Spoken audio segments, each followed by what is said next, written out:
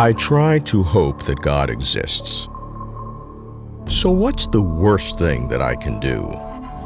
I can try to prove that God exists with proofs of God that do not work. The more I want God to exist, the more I must question proofs of God's existence. Because I root for God to be real, bad arguments for God scare me. But who knows? Maybe all the God arguments are bad.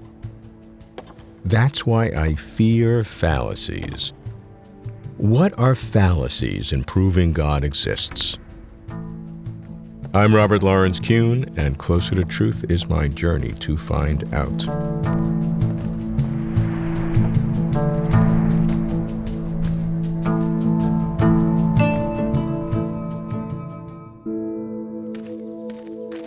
I'm on hunt for fallacies in finding God. So I begin in Oxford, England, with one of the most trenchant atheists on earth, the distinguished physical chemist, Peter Atkins. In Battling Believers, Peter takes no prisoners. Peter, I hope you don't get mad at me, but for most of my life, I've really been interested in whether God exists or not.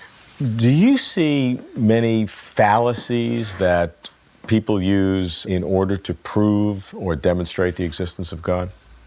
Well, they must all be fallacious because there is no God. It's whether you can detect the fallacy easily enough. I suppose a scientist would think of a first cause as a very powerful argument for the existence of God. Where did it all come from? Who started it off? Terribly difficult question. But I think that any question that is given the answer, well, God must have done it, is an abnegation of the intellect. It really is, it sounds as though it's a positive statement, but in fact, it's a camouflage of ignorance. And so it means that people have stopped thinking. And if you are confronted with the question of a first cause, where the universe comes from, don't just slip onto the featherbed of saying God did it, because that's meaningless, totally, utterly meaningless. What scientists have got to do is to trace causes back to their origin and find a mathematical theory of the emergence of the universe. I hope that will prove possible. There is no evidence yet that it will not prove possible. And any scientist who says that it is impossible to account for the emergence of the universe from nothing without intervention is not being a real scientist. Is just too pessimistic. If we look back historically, we certainly see science moving ever forward and religion, in terms of the explanatory areas that they deal with, retreating. Yeah. And perhaps religion is in some corner now, but they're staking out a very strong position. But let's look at the historical flow. And we have what is called God of the gaps, that every time something is not understood. Yeah, it's abnegation of the intellect. And we've seen it occur in many different stages. Yeah, every time it occurs, it's abnegation of the intellect. So take that God of the gap, take it out of your sentence and say abnegation of the intellect. That's what it is. It's people giving up trying to think and using a kind of a spell. You've got to get from point A to point B in an argument. You've got a gap. So you weave a spell, you cast a spell, and you're there. and you call it God. You don't call it a spell. I don't see any part of the natural world that requires the invocation of the spell we call God. Why did these issues provoke such emotion? People are terrified, aren't they? But I don't think people should have fear about what is being discovered. I mean, maybe people should be terrified of the thought that there is no afterlife, but they should come to terms with it and enjoy the pre-afterlife rather than waiting for the non-existent afterlife. So as we look at people who put forth arguments for God, What is the appropriate response? Go to your psychiatrist, I think. Really, I think it's deeply interesting that you've got these very clever people, scientists, some of them, eminent scientists, who, even in this day and age, still believe in God. And it's quite extraordinary to me that that scientists, with the current level of understanding of the power of explanation and understanding and comprehension that science provides, that there are still people out there who think that there must be this sort of supernatural thing going on. I think they have to go to psychiatrists, really. It must be their upbringing which has given them some deep insecurity, and especially as I see not one iota of evidence in favour of it, except sentiment. I don't see any part of the... To Peter, all arguments for God are specious and fraudulent. And in dismissing theists, he is not, well, overly polite. I like Peter's spirit, small s, of course. But why can't I go all the way with his substance? In demanding natural explanations, Peter rightly hesitates at the origin of the universe. But the answer, he asserts, is surely not God. What then explains all there is? I ask an atheistic physicist who has made it his mission to show that God does not exist. Victor Stenger says that quantum physics and cosmology demonstrate God's absence. How so? Vic, you believe that God does not exist, and huge numbers of people, including many scientists, certainly philosophers and theologians, believe God does exist. What are the kinds of arguments that they use to show God exists that you think are fallacies? The classic arguments go back to Thomas Aquinas and his 5 different proofs, and they all basically amounted to the same thing, that you needed somebody to start the universe going, you needed to cause a first mover, and so on. In modern terms, this is stated as the Kalam cosmological argument. It comes from Islamic sources, but it's been modernized. And it goes something like this. Number 1, everything that begins has a cause. Number 2, the universe had a beginning. So number 3, therefore it follows that the universe had a cause. And as Thomas Aquinas always said, and that's what we know as God. Well, let's look at each of those. First of all is the argument that everything that begins has a cause. That's in fact not true. We can think of many examples in modern physics where events occur in an uncaused way, an unpredetermined way. One example would be the excited atom, where the electron is in a higher energy level. It drops down to a lower energy level, and there's nothing in physics that tells us when a particular transition will happen. Therefore, the first axiom of the cosmological argument has to fail. It fails the second hypothesis as well, that the universe had a beginning. Now, the argument is usually given that the Big Bang shows that the universe has a beginning. Well, in fact, all it shows is that the universe that we have now exploded from some tiny pocket 13.7 billion years ago, but we don't know that there wasn't anything before that. In fact, there are theories, models that provide a mechanism for the universe having tunneled through from a previous universe. What are some others? Design argument. Okay, let's just look at the world around us. How could all of this have happened by accident? I don't know how to explain it. Therefore, it must have some supernatural origin.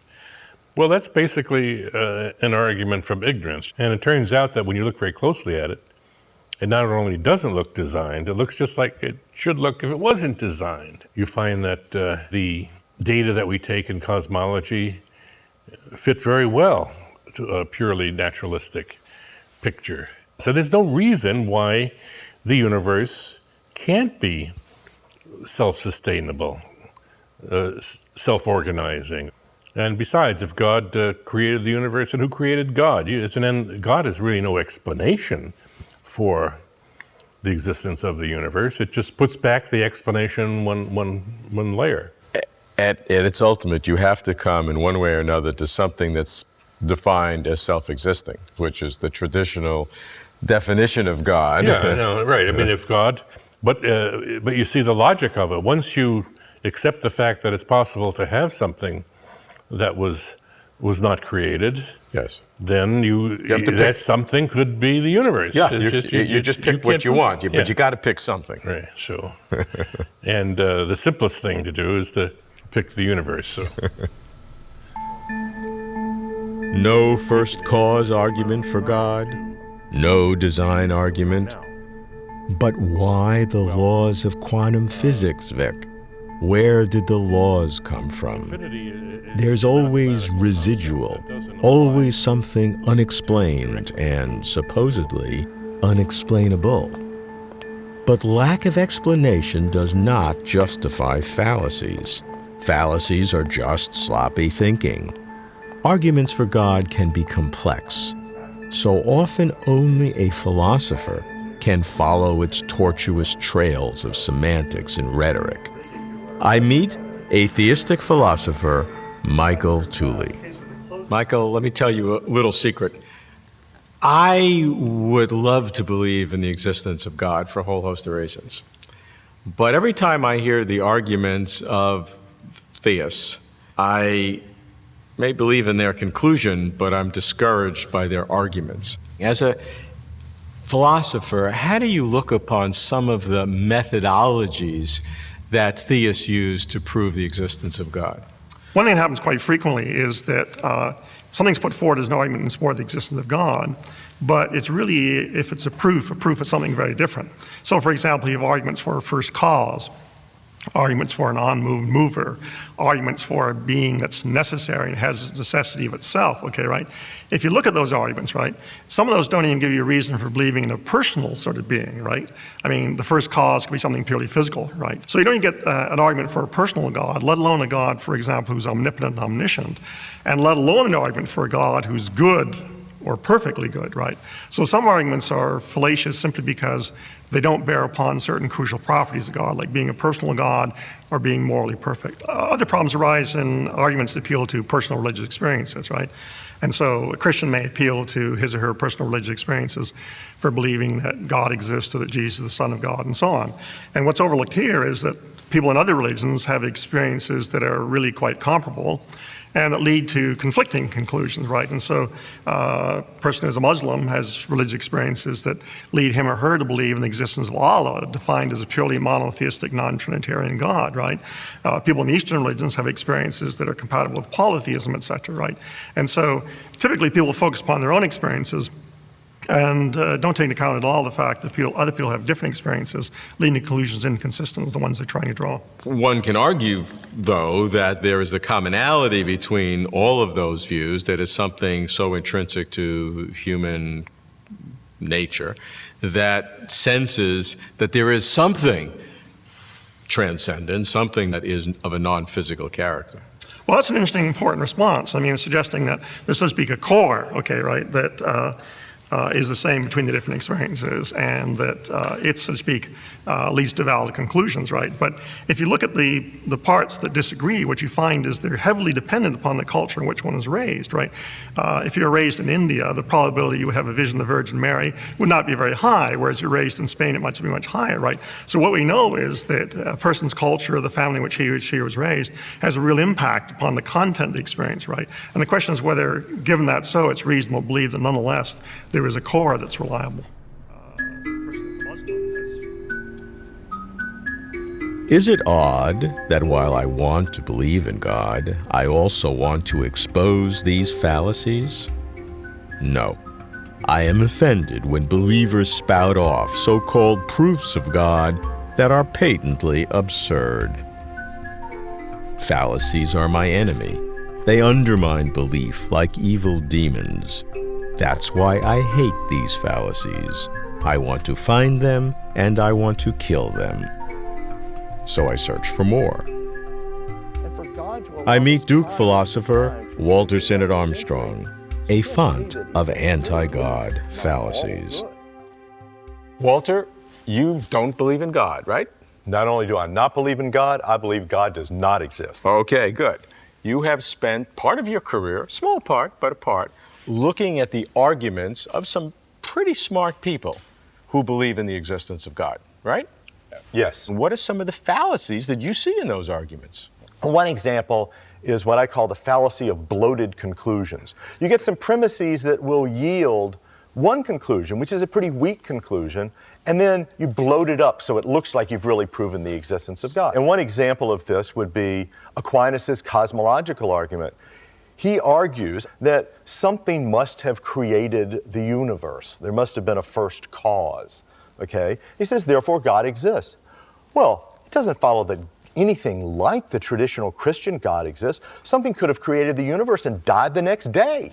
You don't even know if it still exists. You don't know whether it's good. You don't know whether it's eternal. You don't know whether it's a person. Another example is religious experience. When people have a religious experience, that leads them to believe in God. But how do they know that the thing they experience is all-powerful or all good or all-knowing or good at all for that matter? And so they bloat the conclusion up, usually in line with the religious tradition that they're familiar with. Okay, another fallacy. Excessive footnotes. I love the fallacy of excessive footnotes. And that's simply that some people, when they give these arguments, they cite authority after authority after authority. They want to say, well, you need to believe in the Big Bang, and once you believe in the Big Bang, then something had to cause the Big Bang, and that must have been God. And so they cite authority after authority about the Big Bang, and they show that they understand the physics and cite the laws. Another favorite is to cite as an authority the atheists themselves. A theist will cite an atheist as an authority for what the theist wants to say, and they go, gotcha, you know. But I don't have to agree with everything all atheists say. I mean, there's lots of atheists who said stupid things. Other arguments. Another argument is false dichotomy. People will saddle the atheist with the position, well, you must believe either this or this, but that can't be right, so we must be right. So they'll say, for example, they'll say the universe must have begun either by chance or through law or through a designer. And so as an atheist, I go, well, I don't know which one to pick because I'm not sure what they mean by it. And then the dichotomy would be the law chance on one side and the personal Judeo-Christian God on the other. Right. And that indeed is a false dichotomy because there are innumerable explanations that are not either one of those. From a logical point of view, you have not exhausted the universe of possibilities at all by setting up that dichotomy. Exactly. So another fallacy is equivocation. Very often a term will be used in different ways in the course of the same argument. And you can make one step when it means one thing, but then you can't make the later step. For universe, for example, sometimes means just the physical universe as we experience it and what we live in. Sometimes it includes God. Sometimes it includes what happened before the Big Bang. That term gets thrown around and used in many different ways, and that creates problems in a lot of the arguments that use that concept. How about another fallacy?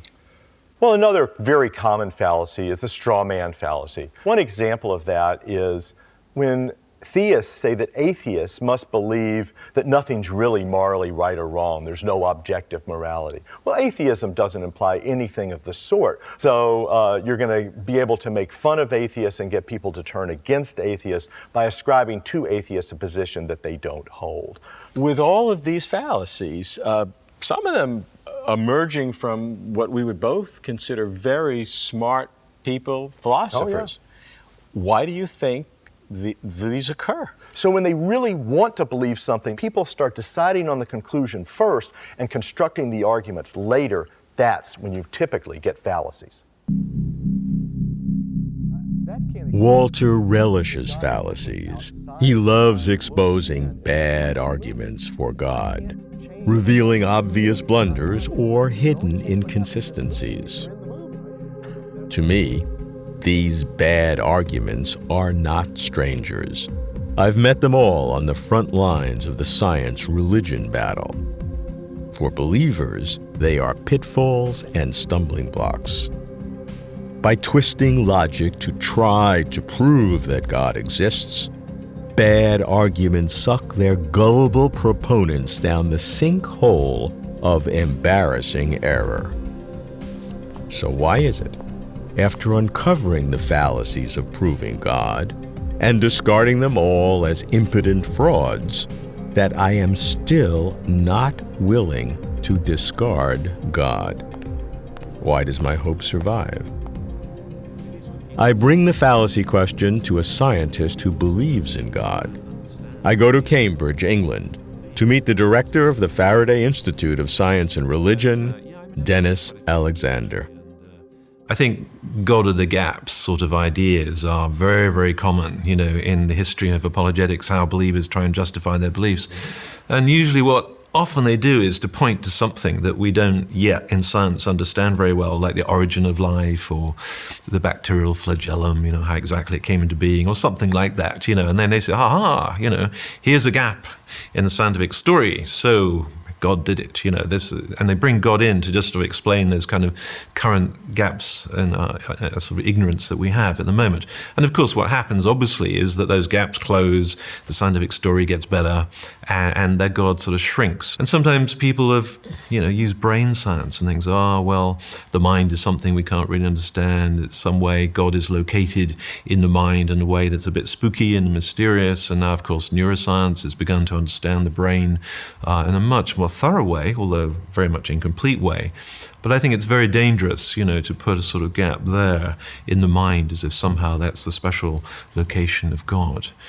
So I think the God of the gaps argument in all its various exemplars, has been very, very kind of misused over the years. If we look at the history of religion and science, we see science gradually painting religion into a tighter and tighter corner. Well, I think religion needs to go back to the sort of philosophy of the early founders of the Royal Society in the mid-17th century.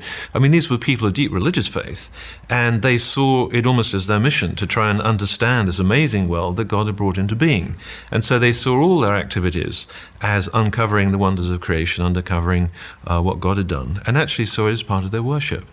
And I think it's important for religious people to, recapture that sense of when they do their science, it's part of their worship. I mean, when I go to my lab, I don't use sort of God language in the lab to understand immunology or the brain or whatever it is.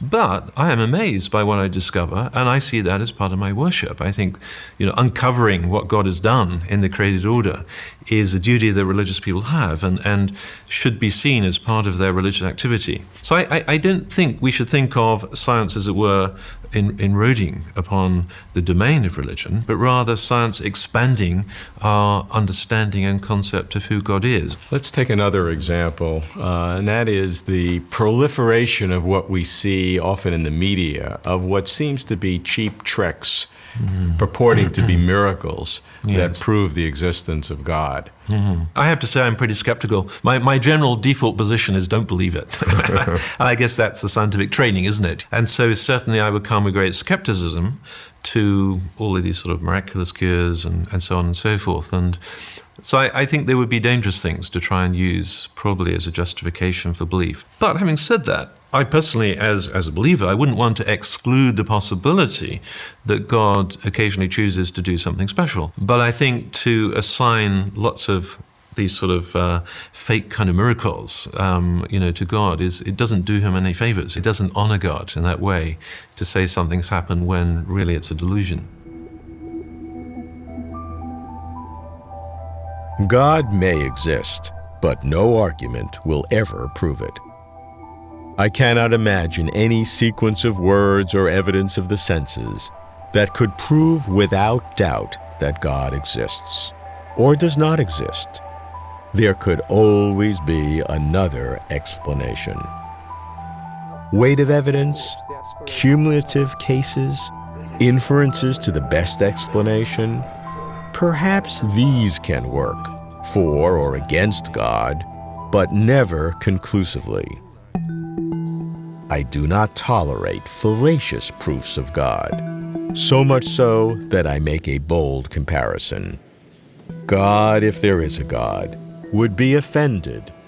more by a preacher in a pulpit expounding a bad proof of God than by a soldier in a war taking God's name in vain. I'd like God to exist. Anyone who knows me knows this. But I fear believing in God based on reasons that are wrong.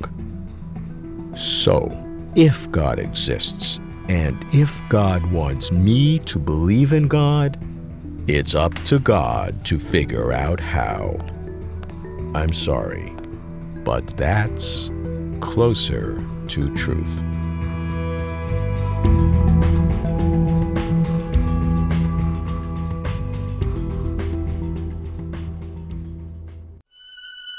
For complete interviews and for further information, please visit closertotruth.com.